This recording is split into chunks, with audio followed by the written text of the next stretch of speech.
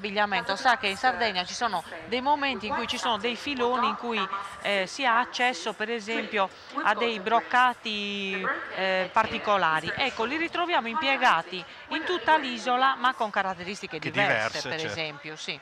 Quindi Gruppo molto numeroso questo di Paoli Latino. sì, sembrerebbe abbastanza numeroso, ma devo dire che il numero dei partecipanti per gruppo mi è sembrato comunque sempre di qualità. Sì, l'abbiamo Quindi, detto in apertura sì, della nostra diretta, pensa su 64 gruppi che sfilano, su 66 che sfilano, ci sono oltre 3.000 figuranti, insomma, quindi direi un esatto, numero considerevole di partecipanti.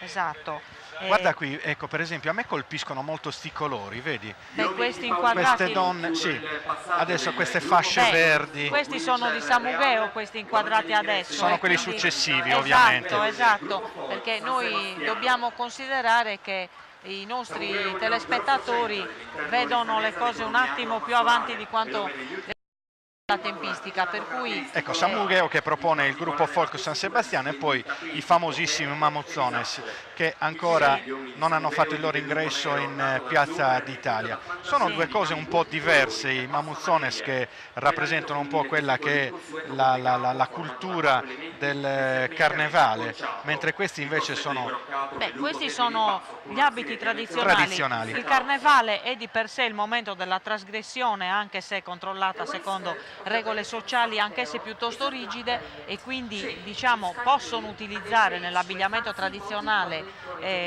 per le mascherate, intendo dire, capi di abbigliamento impiegati per un fine differente ma anche con modalità diverse di utilizzazione. Adesso li vedremo, direi qui di Franca Rosa, un apprezzare. copricapo assolutamente originale questo Assolutamente di Samugheo. originale questo, che è costituito da più fazzoletti, Sì. in passato erano anche più numerosi di questi, e poi questo manticello stretto che vedete di colore verde posato sulla fronte è sostenuto dall'incrocio di un grande fazzoletto marrone arrotolato fino a non capirne nemmeno più diciamo così la portata, e in più la presenza di queste nappine in cordoncino di seta che ornano gli angoli e danno qualità al tutto. Ecco un bel esemplare di corpetto, Sì, un corpetto con lavoratissimo. queste alette posteriori, e di Samugheo non voglio chiudere senza ricordare che è una delle poche località nelle quali si utilizzano grembiuli di orbace